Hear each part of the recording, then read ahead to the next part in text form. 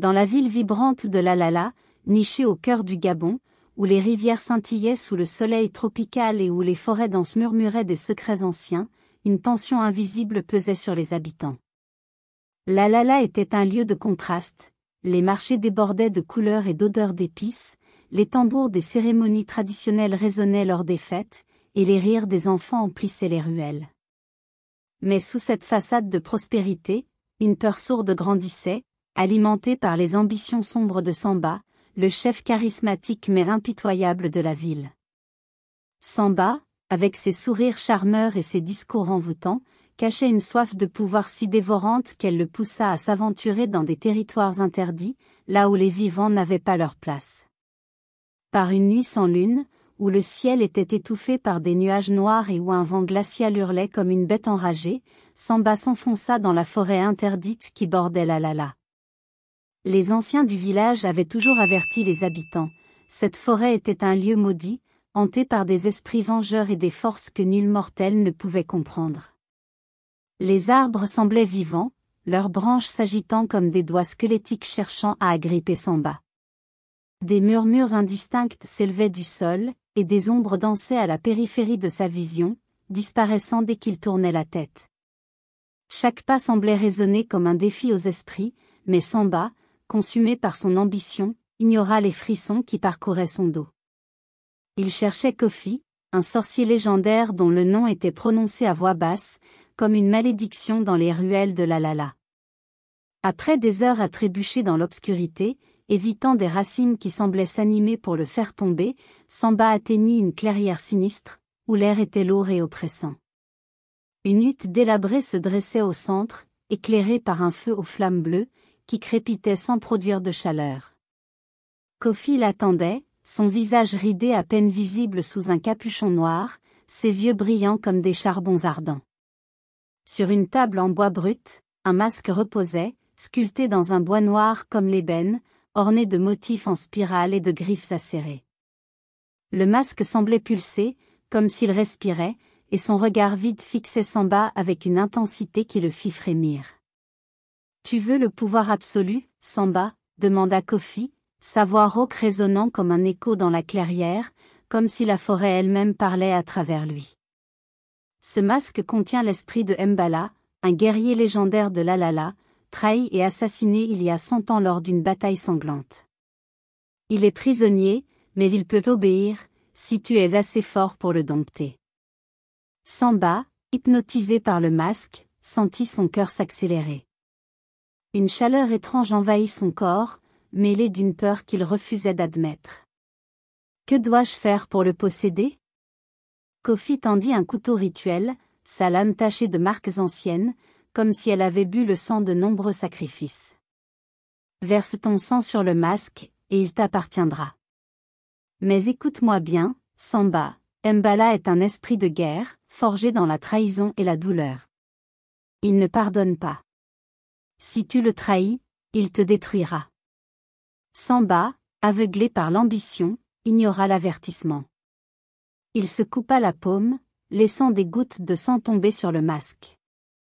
Un hurlement silencieux déchira l'air, et un vent violent transforma la clairière en un tourbillon de feuilles et de poussière. Les flammes bleues s'éteignirent, plongeant la scène dans une obscurité totale. Une voix grave, gutturale, résonna dans la tête de Samba, comme si elle venait des profondeurs de la terre, « Je suis Mbala. Ton serviteur, pour l'instant. » De retour à Lalala, Samba cacha le masque dans une pièce secrète de sa grande maison, une salle verrouillée à triple tour, où ni sa femme Aïssata, ni son fidèle garde Bakari, ni même ses 2 enfants, Kémi et Lamine, n'avaient jamais mis les pieds. Chaque nuit, lorsque la ville s'endormait, Samba s'enfermait dans cette pièce, allumant des chandelles noires dont la lumière semblait absorbée par le masque. Il invoquait Mbala, et l'esprit se révélait une force redoutable. Sur les ordres de Samba, Mbala faisait pousser les récoltes en une nuit, transformant des champs arides en terre fertile. Il repoussait les bêtes sauvages qui menaçaient les troupeaux, leurs hurlements cessant brusquement dans la nuit. Il espionnait les rivaux de Samba, murmurant leurs secrets à l'oreille du chef dans l'obscurité. Grâce au masque, Lalala devint plus prospère que jamais. Les marchés débordaient de fruits juteux et de légumes colorés, les routes étaient sûres, et les habitants louaient Samba comme un chef béni par les ancêtres. Mais ce pouvoir avait un coup terrifiant. Chaque invocation drainait Samba, le laissant pâle et tremblant, comme si une partie de son âme était aspirée par le masque. Mbala devenait de plus en plus exigeant, sa voix grondant dans les murs de la pièce secrète. Du sang. Du sang frais. Au début, Samba offrait quelques gouttes de son propre sang, versées sur le masque dans l'obscurité.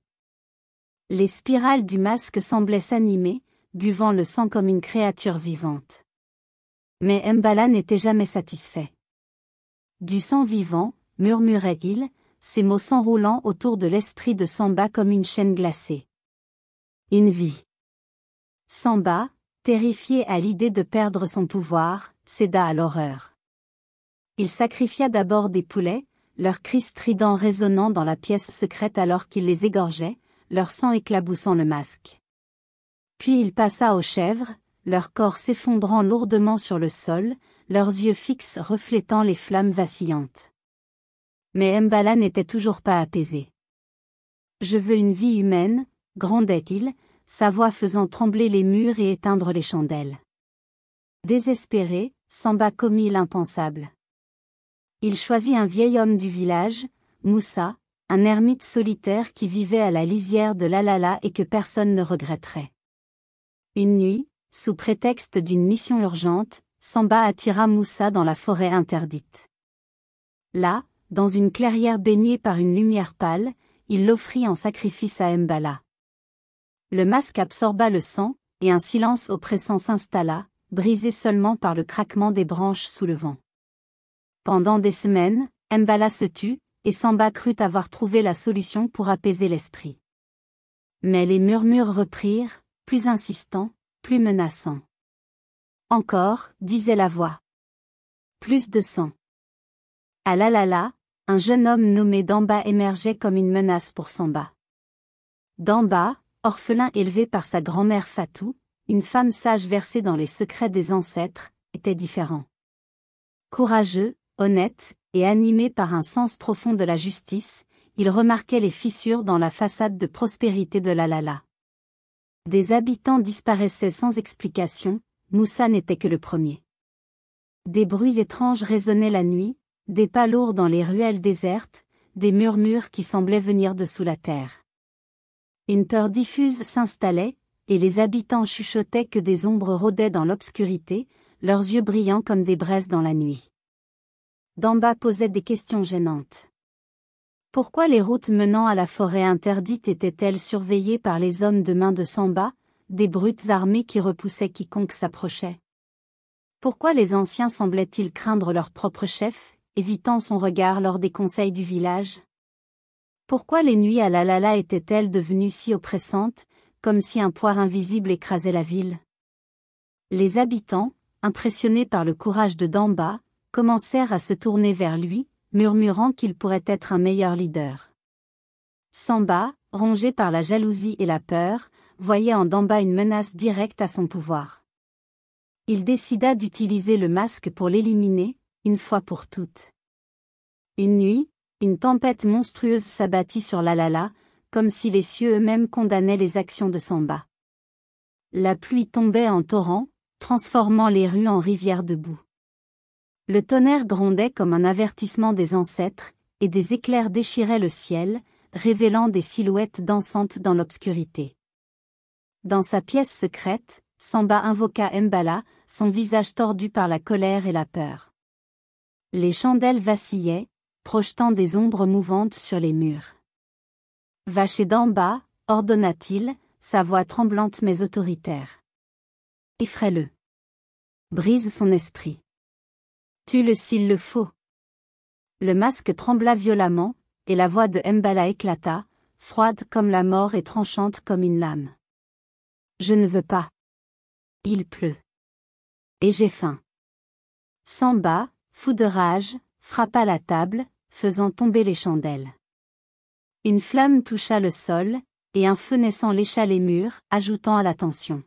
« Tu es mon esclave, hurla-t-il, sa voix se brisant. Obéis, ou je te détruis. Un rire sinistre, profond et guttural, emplit la pièce, faisant vibrer les murs et éteindre les dernières chandelles. L'obscurité était totale, sauf pour les yeux rougeoyants du masque, qui semblait flotter dans l'air. Esclave? Moi, Mbala, guerrier des anciens temps, rugit l'esprit. Tu m'as emprisonné, mais tu ne me contrôles plus. Ce soir, je prends ma liberté. Samba, paniqué, tenta de saisir le masque, mais une force invisible le projeta contre le mur, faisant craquer le bois derrière lui. Le masque s'éleva dans les airs, et une ombre gigantesque en jaillit, prenant la forme d'un guerrier immense, sa silhouette massive absorbant la lumière. Ses yeux rougeoyants brillaient comme des flammes infernales, et un vent glacial envahit la pièce, éteignant le feu naissant. « Tu veux le pouvoir, Samba ?» gronda Mbala, sa voix faisant trembler le sol. « Viens le chercher. » L'ombre traversa la porte verrouillée comme si elle n'existait pas, laissant Samba recroquevillé dans un coin, tremblant de terreur, son souffle court et ses mains ensanglantées. Cette nuit-là, Lalala devint un cauchemar vivant. L'ombre de Mbala, libérée du masque, rôdait dans les rues, semant une panique absolue.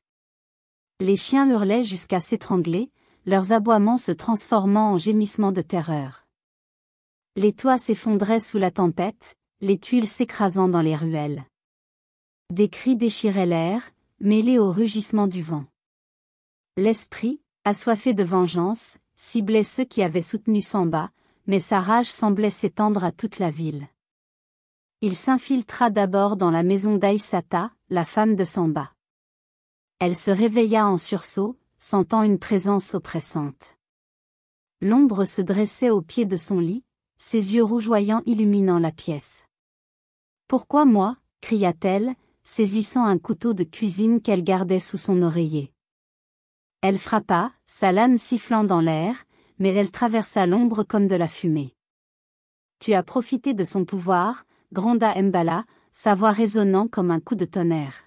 « Ton silence t'a condamné. » Aïssata tenta de fuir, courant vers la porte, renversant une table dans sa panique.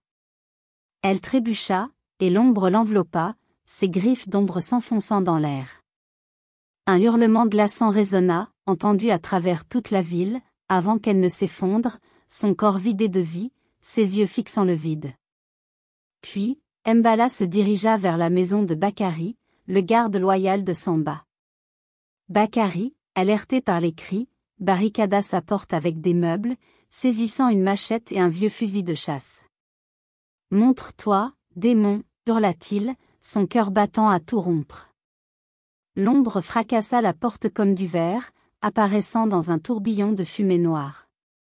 Bakari tira, les détonations résonnant dans la maison, mais les balles passèrent à travers Mbala. Il frappa avec sa machette, renversant des étagères et brisant des fenêtres dans une lutte désespérée. « Tu as servi un tyran » dit Mbala, sa voix calme mais implacable. « Ton sang paiera. » Bakari lutta, lançant une chaise qui se brisa contre l'ombre, mais Mbala le souleva comme une poupée, ses griffes d'ombre s'enfonçant dans son torse. Bakari s'effondra, son regard figé dans une expression de terreur absolue. Les habitants de Lalala, terrifiés, se rassemblèrent sous le grand manguier sacré au centre de la ville, cherchant refuge. La tempête faisait rage, arrachant des arbres et brisant des fenêtres. Les éclairs révélaient des silhouettes dansantes dans les rues, et des murmures effrayants semblaient venir de sous la terre. Les anciens, tremblants, murmurèrent que Mbala était un djinn captif, une âme emprisonnée par un sorcier pour servir les vivants. Mais ils savaient aussi que ces esprits, une fois libérés, pouvaient devenir des forces de destruction incontrôlables. Une vieille femme, Mam, chuchota une prière, mais un vent hurlant emporta ses mots. D'en bas, refusant de céder à la peur, décida d'agir. Élevé par sa grand-mère Fatou, une femme sage qui lui avait enseigné les secrets des esprits et des protections ancestrales, il connaissait les dangers des forces comme Mbala. Fatou lui avait donné un médaillon en bois, gravé d'un symbole ancien, censé repousser les esprits maléfiques. Armé de ce médaillon, d'une lance héritée de son père, et d'un courage inébranlable, Damba partit affronter l'ombre, malgré les cris des habitants qui le suppliaient de rester à l'abri. Les rues de Lalala étaient un chaos. La boue aspirait ses pieds, la pluie l'aveuglait, et le vent hurlait comme une bête. Des éclairs illuminaient des formes indistinctes, et Damba sentit des yeux invisibles l'observer depuis l'obscurité. Il avançait, son médaillon serré dans une main, sa lance dans l'autre, chaque pas résonnant comme un défi. Il trouva Mbala sous le manguier sacré, son ombre immense dominant la place, ses yeux rougeoyants perçant l'obscurité comme des flammes. La pluie semblait s'écarter autour de lui, comme si la nature elle-même craignait sa présence. « Pourquoi attaques-tu Lalala » cria Damba, sa voix défiant le vacarme de la tempête. « Ton ennemi est Samba, pas nous. » Mbala s'arrêta, ses yeux fixant Damba avec une intensité brûlante. « Samba m'a emprisonné, rugit-il, sa voix faisant trembler le sol. Mais vous l'avez laissé régner.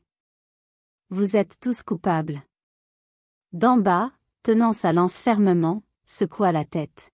« Pas tous. Beaucoup ont souffert sous son pouvoir. Laisse-moi t'aider à trouver la paix.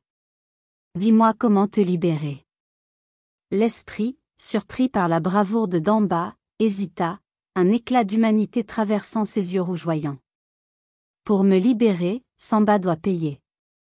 Sa vie pour la mienne. » Damba, déterminé, convainquit Mbala de le suivre vers la maison de Samba. Mais l'esprit, instable et consumé par la rage, était difficile à contrôler. Alors qu'il traversait Lalala, Mbala s'arrêta soudain près d'une maison où vivait un marchand véreux, Tansir, complice des magouilles de Samba. Lui aussi a profité, gronda l'esprit, fracassant la porte d'un geste.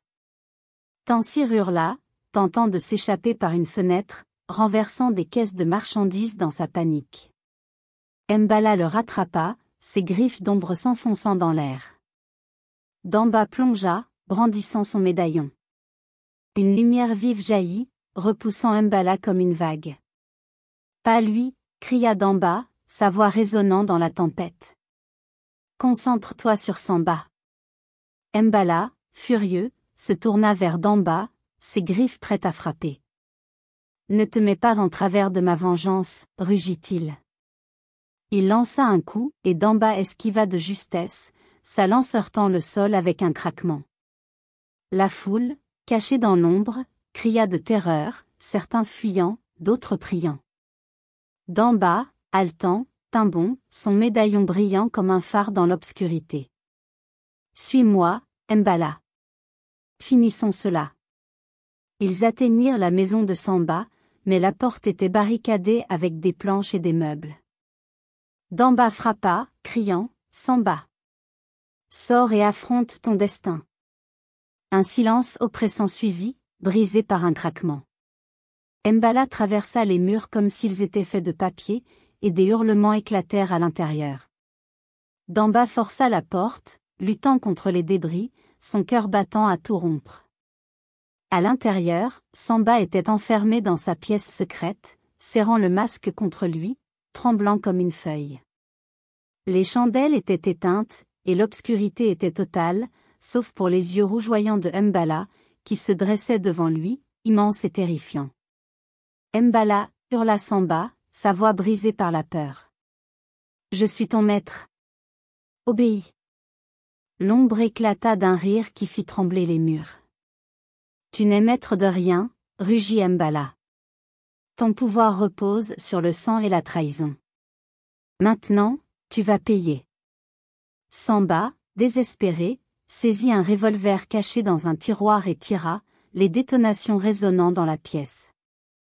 Les balles traversèrent l'ombre sans effet, s'écrasant contre les murs. Samba tenta de fuir, renversant une étagère qui s'effondra dans un fracas assourdissant. Il brisa une fenêtre, le verre volant en éclats, et s'échappa dans la nuit, courant vers la forêt interdite.